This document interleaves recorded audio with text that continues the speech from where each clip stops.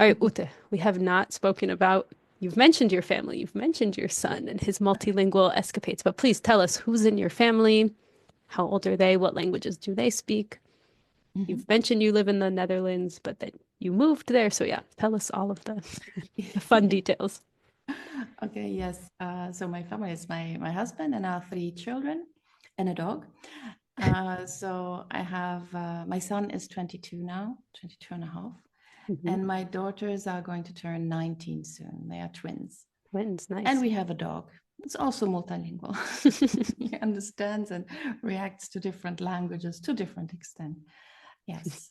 Amazing. And I mean, animals do. I've seen parrots speaking many languages, like dolphins and stuff, like understanding when the person speaks any, I mean, animals are amazing. It's quite are, incredible, actually, when you yeah, realize like they do know what you're saying, yes, they absolutely do. they Because do. a guy told the dolphin, like, take me around and don't get me wet in Arabic, and the dolphin did it. And I was like, whoa, I don't even know what he said, but there were subtitles on that video. No. Yeah. Yeah, it was like amazing. You can train an animal, not that, our kids are not animals, but just on a side note, animals are amazing. Okay, back to children. Okay.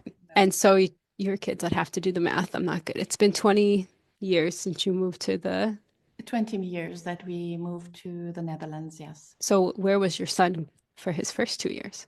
So his first 2 years he was in Italy. He's born in Italy. Nice. So yeah, he was 2.5 when we moved here. And my daughters are both born here. Hmm. So what Yes. does the language situation, what languages does your husband speak? What languages do you all speak together? So my husband used to speak Swiss German with the children, and I used to speak Italian with them. Also, when my daughters were born, and with my husband, we would speak German to each Hmm. other. Hmm. And also, a babysitter would speak German, and part of our family, or a big part of our family, is also German speaking. Then we have an Italian speaking part as well. Hmm. But so our children were exposed to German since the beginning. So they learned it and they understood almost everything, and they were also able to speak it, just not with the parents. But when my daughters were 15-ish months old and they were starting to speak a little bit of Dutch, a little bit of German, no, Swiss German and Italian, they developed a secret language among twins, Oh my gosh. which was okay. I Hmm. said, it's a phase, it's going to go over.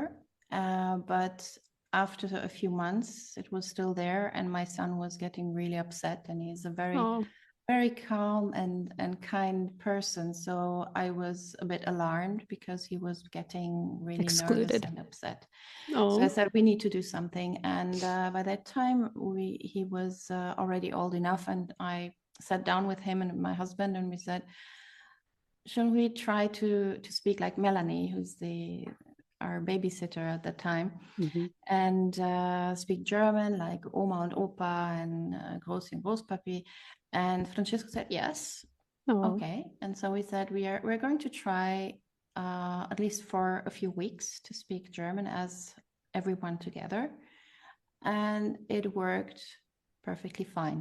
Our daughters, after 2 weeks, they stopped the secret language, and it was like, relaxing completely. So I said, okay, usually, the research, there are never too many languages and whatever, but I dare to disagree because Hmm. there can be also some children who react in a different way. And for my daughters, I think there were too many languages, because at that time we would speak Swiss German and Italian at home. They were exposed to German. And outside of home, they were using Dutch and English to some extent. Oh, So there were 5 languages, and they were 15 15. months old. What was the So secret language? Like made up words? it was made up. Yes, I took some notes, and it really didn't have anything to do with all the languages they were exposed to. Mm. And later, when they were older, they remembered around age 3. I had this conversation, this meta-linguistic conversation with them, and I said, "Oh, I don't know if you remember," because we were watching videos that I took, Hmm. and I said, do you remember when you had this funny language between you that none of us could understand? And one of my daughters said, "Oh yeah, that was katakon." And I said, "What?" "Yeah, it was katakon." Oh my gosh. So they had apparently also defined the language. They have given them a name, but I didn't understand. Yeah. But they would literally say something, a chain of sounds, because it didn't have anything to do with it. And one of them would just walk in the kitchen, open the drawer, and take out a spoon, for example. They knew exactly what they were saying to each other, Wow. but it was not intelligible for anyone else. That's so So interesting. that was interesting. And I regret a little bit to not have written down and Oh, taken more videos about that, because I think yeah. I could analyze it. But at that moment, of course, I was completely in the mom mode, and I wanted to make sure that the communication is flowing and that we can have this connection that was much more important than the I linguistic. wonder if they wouldn't have done that anyway, because they do say sometimes twins, even in a monolingual house, will have this like secret language amongst themselves. So, Yeah. or amongst themselves. So I mean, it's definitely Yes. could have been all the language exposure, but also could have been Oh just no. like Yeah. the twin connection. Absolutely. Yeah. I don't think that this was due to the many languages at all. The secret language, I also read, well, that mainly abandoned twins develop a secret language, but they were all but abandoned. So that could not be the reason. But I think, nevertheless, that by us reducing the three languages that we are using at home and using only one, it also decreased a little bit the tension or the expectation maybe that they were sensing in some way. Yeah. And they immediately switched to German, and it made, I think, more sense to them.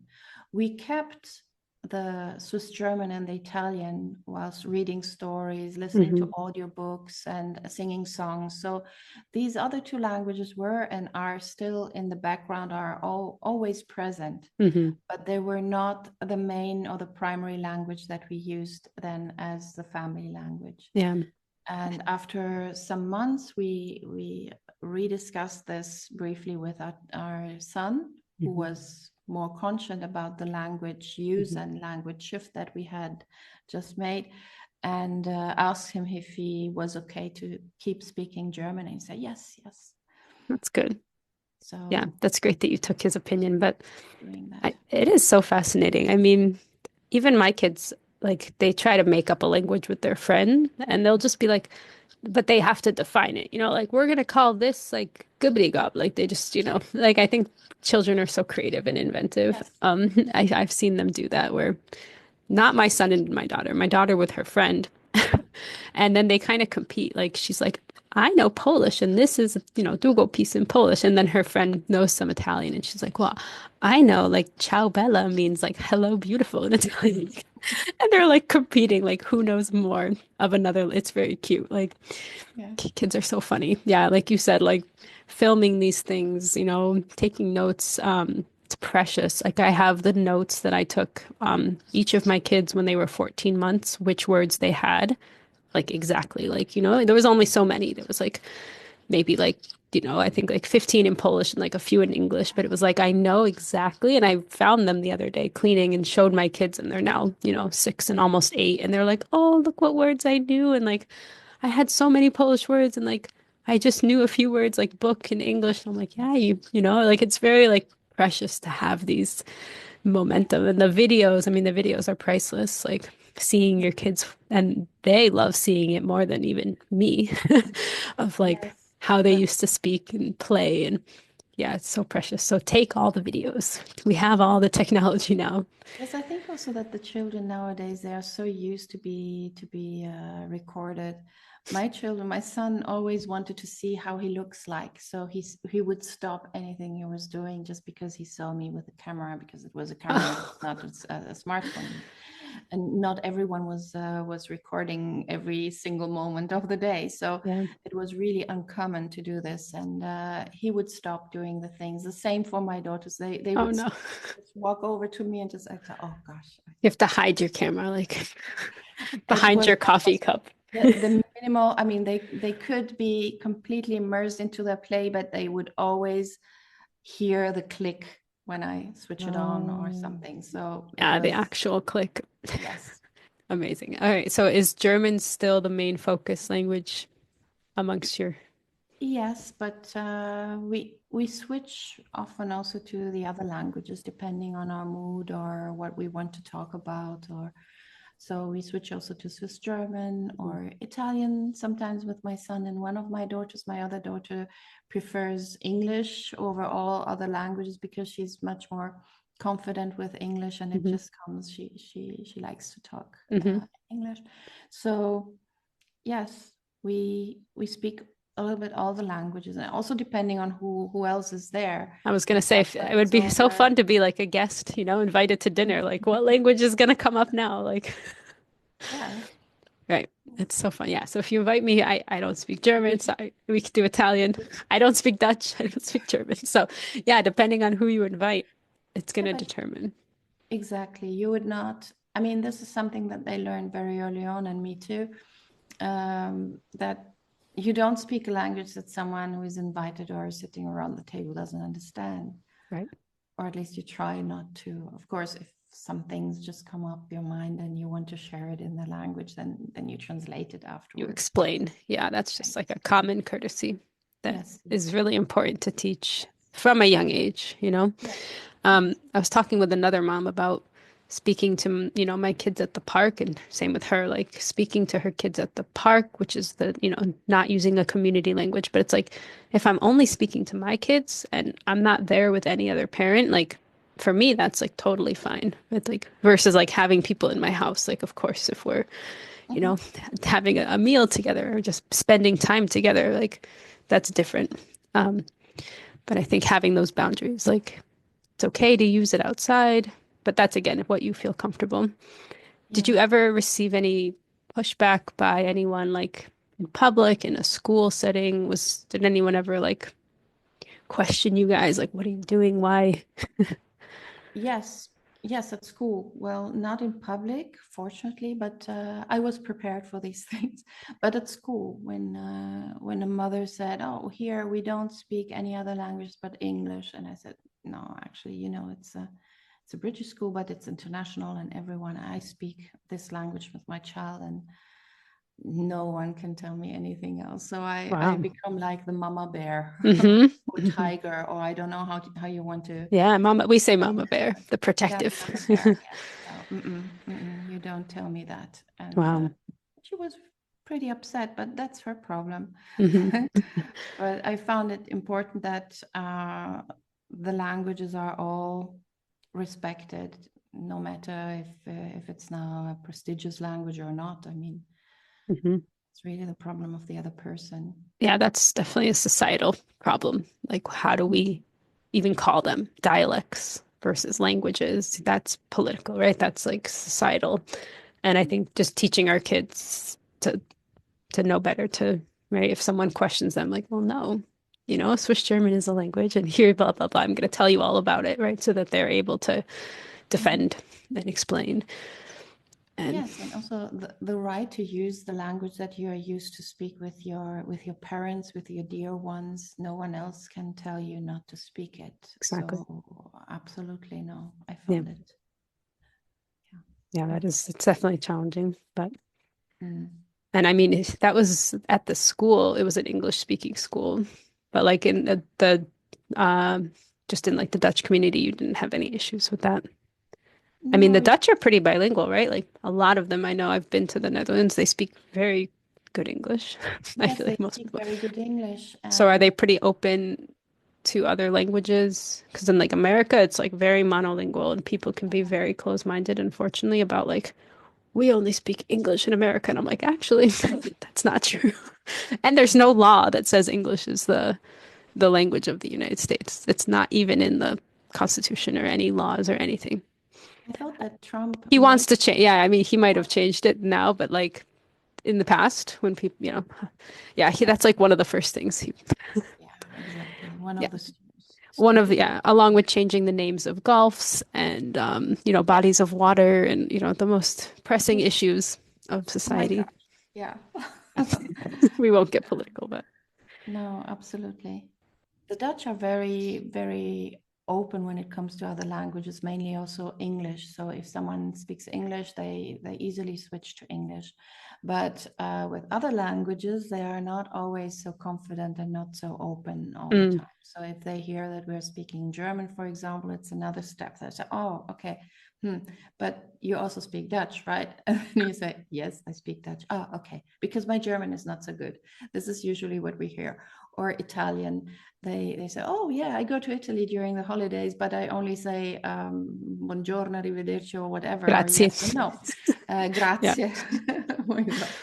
And then they switch back to English, and they're very happy to speak English or Dutch. Then, depending on the person, if the person can speak Dutch. Mm, But usually they are very, very open. Yes, I must say, considering or comparing them also to people in Germany or in Switzerland or in Italy or so, where they are more monolingual in that terms. hmm So where they And would assume, they expect everyone to expect speak. Yeah. people to speak the language of the country. In the Netherlands, it's more international with that. And how about for traveling with your kids? Have you guys had, I mean, you're in Europe, which is like it's so easy to move around, which I'm always so jealous about.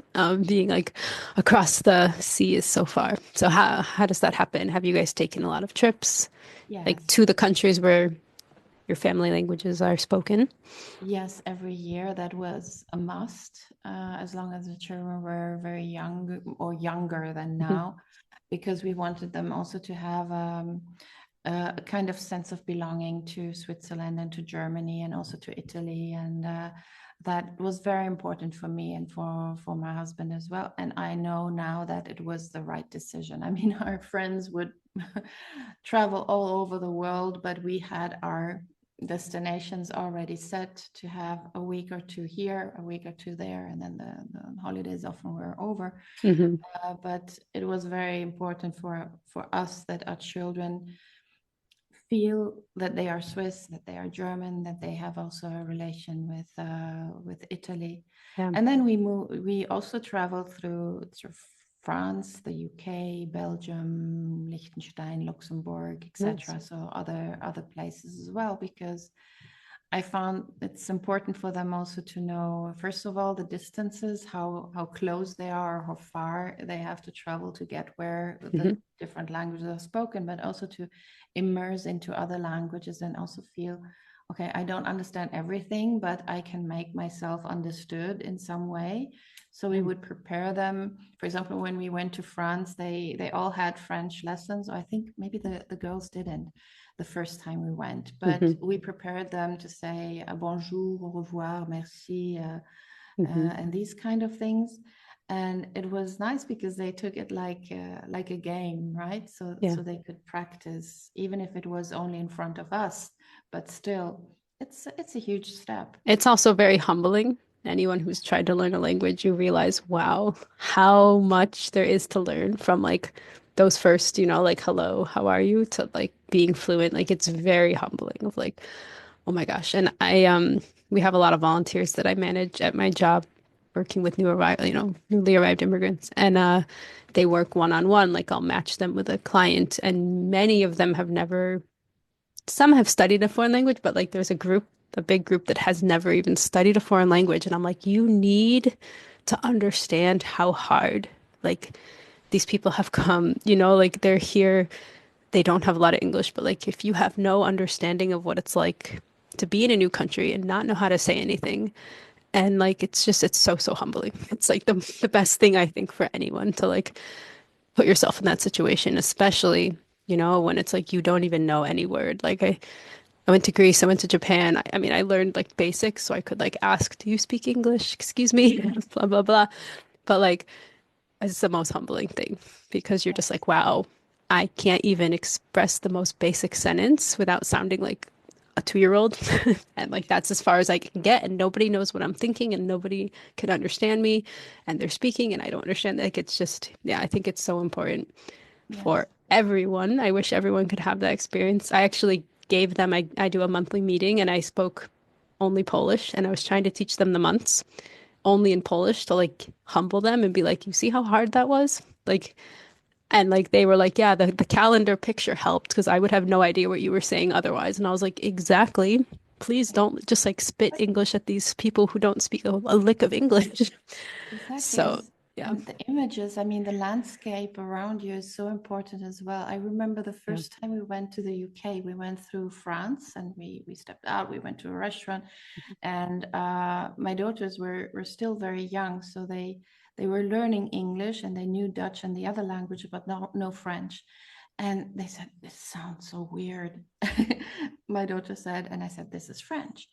And then we communicated with people and we put our order and everything we ate. And then we went to the UK. And when we arrived there and we were walking through the streets of London, Mhm. and all of a sudden my daughter said, "Oh, I can read the sign.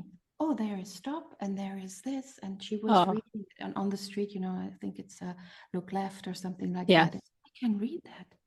And I said, yes, because you're learning English. And this is a country where English is everywhere. Not Hmm. only the people are speaking it, but you see it on the signs. And so we were discovering a bit that the supermarket, I couldn't get out of the supermarket because she was just taking every product and Oh trying to gosh. read it. It was amazing for her. It was really like, wow, I can read everything. Yeah. So that was also very, very powerful moment for them to realize, okay, I'm learning how to read in English, and this is actually the context where everyone reads English and speaks English. That's Yeah. amazing because in the Netherlands it's not like that. So they were learning to Right. read in English, but every sign was in Dutch. Dutch. So they were also learning. I was explaining to them, but um, also learned Dutch at school, but not to that extent. So they would not read at the same level Well, the as we were signs, reading you don't things. know what no one explains to you Yes, that like what a yield sign means or what a, yes, crossing, like what? Like those aren't words exactly. no one So says.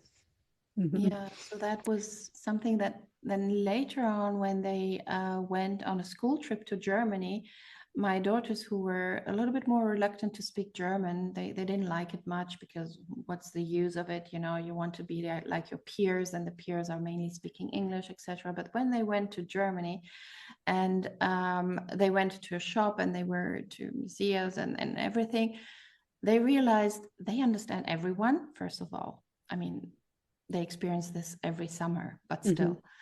But with peers, it's different because then the peers want to maybe buy something, but they don't dare to talk. Hmm. And so they would take Help. over Yeah. and speak for their friends. And then they would feel like, oh, I can do something that the others can't do, and I can Yeah. actually help them. I'm useful, I'm Hmm. functional in this context. And that was a huge boost for them Nice. also to appreciate Yeah. what they were learning their whole life. So sometimes when I had, you know, this discussion with them, but please reply in German because it's important for us. It's important for you also to speak it with grandparents and the rest of the family, etc. Although my parents also spoke English, but that aside, Hmm. this kind of situation to experience themselves with peers, able to help their peers, Yeah. was much more important than anything else. Yep. And it So only gets more and more important, yes. like as they get older, that the friends are every year more important. Mine are still little, but they immediately come home from school, go find their friends in the Yeah. neighborhood. So it's like at 6, already it's like friends, friends. So having that group of friends, either that speaks the language, the community language, the heritage language is super powerful, Mhm. or like building it, whether it's like a Saturday school or, play group or friend group or something where they can have that. And, maybe it comes later with a trip or something. Mhm. But yeah, friends have a huge influence. You worked for like 20 years trying to teach them, and it was that one trip with the friends that like light bulb moment for them. Like, I've been telling you this. Come on. Like, I've been instilling this and working so hard to teach you this. And Yes, yeah. or that one friend that speaks the language. I mean, they had so many German-speaking children in the school, but there was one person who really did this switch in them. Mm, And it was not even a German friend. That was a friend who came from another country, but she had lived in Germany and she came to the British school. And they were just talking about what other languages they are speaking or where they come from, and say, oh, I'm from Germany, I went to the German school. Then you speak also German. Ja, ich spreche auch Deutsch. Oh, da können wir ja Deutsch sprechen. And then it switched. All of a sudden, ta-da. Hmm. Yeah, you Yeah. never know. It's really true. You never know. But it's like, it's so nice to hear, like, it starts small and it just gets bigger. And then your kids, like, they learned more and more. And then they picked up, like Chinese and Japanese. And, who knows? I always say that about our kids. Like, we start with, the heritage language and, of course, the community language. And or like if a family has two languages, whatever the languages are in your family. But like bilingualism doesn't stop there. Like you never know what's going to grow later and like the door that'll be opened. Thanks to knowing Italian now, they can pick up Spanish really easily or Mhm. Portuguese or Oh, they, French. Like who yeah. knows? Who knows what it'll build into. So yeah, and I think it's so true though, knowing like having a friend, my son has a student who's from Mexico in his class and he's very like interested in like learning to count. He comes home every day with like new Spanish words and I'm like, you're learning Spanish like every day. It's like I can do this and I can say this and then he's really into Messi. And I'm like, yeah, your friend's probably like into Messi too, because Messi speaks Spanish. Like, oh, Messi speaks. I'm like, yeah, Messi's Argentinian, like learning about the countries and learning about the world. It's just, Yeah. yeah, it's always something else though. It's like soccer or friends. Yes. It's not us. We're just there to like facilitate and Yes. guide them. But it's also nice that we can facilitate this, that we can direct them in the direction to find maybe a book or a dictionary or whatever, or a Totally. website or a video or something that explains certain words or certain contexts so that they can really explore that language. And we don't stop them and say, oh, no, it's not the time now, or I don't know that language. And no, Right. absolutely. One of my daughters, she's so into Thai videos and movies. She's Wow. learning Thai, and I said, "What makes you learn Thai?" And she said, "I really like it, and this the sound of it, Hmm. and the way they speak, and the way they talk and use the language. I'm really fascinated by it, and it really opens doors. And I think once you start, it's difficult to to close it, and you don't Yeah. even want to close it." Yeah, no, definitely not. I feel like the more you learn, the more you want to learn. And Yes. it's so Yes. beautiful. It's so inspiring. Yes. Um, I always end by asking guests to teach me either a word or a sentence in their language, but you have so many. So please choose. I mean, I would love to hear Swiss German or even like a German Oh, sentence versus the Swiss German oh like my. translation to like hear the difference, even though I don't know any German. Yeah, I do. You know that I didn't think about a Swiss German saying or That's something. okay. I'm just curious. I really don't. That's my I own really curiosity. don't use them much, but I can think about one. Maybe it comes to mind. No, I was thinking about an Italian one. Okay, I love I Italian. like Andiamo. yeah, andiamo. Yeah, andiamo is also a nice word, right? Just let's go.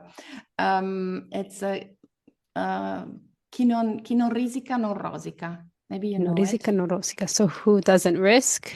No rosica. I mean, Doesn't, we have it in English, so I could like guess the meaning. yeah, doesn't, cioè, chi non rischia non ottiene nulla.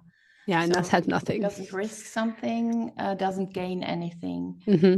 Right? It's a little bit like that. Or in German, I had one, ohne Fleiß kein Preis. It's a little bit something that someone said a few days ago, and I said, oh, that's a funny one, What is it? because it's if you that you need to make an effort to gain something, or Mm. be diligent, and then you gain something. In English, you have this that I don't like that much, because you say something like no pain, no gain. Yeah, just because But it rhymes. yes, but I don't like the pain part, because Yeah. it doesn't need to be painful. Yeah, the I think risk, like who risks nothing gains nothing. I think gains there's a, nothing. yeah, so the idea of the risking, trying. Yes, and then in French, I always have one that I quote during my workshops and webinars. That's one from Antoine de Saint-Exupéry. Hmm. It's now the French one is un objectif sans plan n'est qu'un souhait. Hmm. It's like a goal without a plan is just a wish. it's about you know, when you make language plans or whatever, Be intentional, yeah. be And intentional, put know exactly what you're doing. actual steps in. Yes, Yeah. My exactly. son was born on his birthday, so I called him Mon Petit Prince, my little prince, because he's the Okay. author of Le Petit Prince. Yes, I was like, oh, Mon Petit Prince, you're born on his birthday. he's your little prince. Oh, Yeah, it that's was so nice. sweet. Yeah. So there are different ones, but I actually I don't have any in Swiss German. That's fine. And I think it's great that you like include that in the work you do, you know, and Mhm. please tell us because we forgot to mention. I mean, we mentioned it at the top, but tell us like how people can find you if they want to work with you, if they're raising multilingual kids and have questions, would like to consult with you. Where Yeah, can they find if you? they want to consult with me, they can have a look at my website. That is utesinternationallounge.com. Um, I also have founded another another website that's called multilingual uh, slash no, it's not slash multilingual hyphen Hmm. families.com Yeah. for multilingual families and everyone who works with multilingual families abroad. And there you can find all kind of posts and videos as well, and lists of, for example, heritage language playgroups and schools, and so forth. And I will link everything into the show notes. So don't try to like write these all down. I will have them listed for you. So no worries. And on my blog as well, I'll put links to all of Uta's websites and places. And you have YouTube videos as well, right? Yeah, I have, oh, that's now 4 YouTube channels. Oh my goodness. It's the one that where Tetsu Young and I did the interviews, and at Hmm. the beginning also with Rita Rosenbach. Hmm. That's Raising Multilinguals Live with Hmm. interviews with experts. And then Highly recommend. I love those. yes, thank you. And then we have one together with Yoshito Darmon-Shimamori. It's about activities for multilingual families. That's really about activities that are fun and entertaining and effective for enjoying using the languages. So there are And several videos about that. And So Yoshito was, I can link the episode that I did with him and yes, also the episode I did with Tetsu, who we mentioned previously. They've perfect, both been interviewed on this podcast. And yeah, this amazing. community is so rich with different languages. And I know like Yoshito is so good with the fun and making it, he's a language teacher and he just like really works hard to make it enjoyable and not painful. So Oh, he has he's an plenty of expert at that. ideas. Yes, Yeah. that's amazing. And then we have a new YouTube channel for multilingual families as well. There we are sharing also videos from other YouTube channels, just to have it like a little library of videos that are helpful for multilingual families. And then I have the one from Ute's International Lounge, where I have educational videos and inspiring videos about raising multilinguals, and then also effective communication, because multilingual families usually are consist in people coming from different cultures and Hmm. with different kinds of communication styles, and that's not always so easy to communicate effectively. That's very true. Yeah, and there can be everything is comes down to Well, communication, and it could be a really small problem that becomes this huge problem because the communication styles are just butting heads, and you kind of lose sight of even the original issue. And you're, yeah, why are you attacking me? Or why? Like, I'm yeah, not trying to. Yeah, communication styles can vary widely absolutely. for sure. Yeah. I will link all of those amazing resources in the show notes so that people can find them. And Uta, thank you so, so much. It was like amazing conversation. I know this might have gone a little long, so we'll see if we chop it or don't. So possibly two parts because yeah, we there's so much to say. And I really Yes. appreciated getting to hear all of that about yourself and your family. It really means a lot. So thank you so much for taking the time to share with us. Thank you very much for your time and Of for course. interviewing me. Thank Of you. course. I'm very honored to have you. So thank you, Uta. Dankeschön. Grazie mille. Dank dir. Oh, wait, Grazie a te. what Merci is à toi. what Oder? is it? Yeah, wait, what is it in Dutch? Da Dankjewel. Dankjewel. I was like, okay, it's similar to danke. Okay. Ja, dankjewel. Dankjewel. Bedankt. You can also say bedankt. Bedankt. Yeah, I like dankjewel. It sounds a little nicer than Yes. bedankt.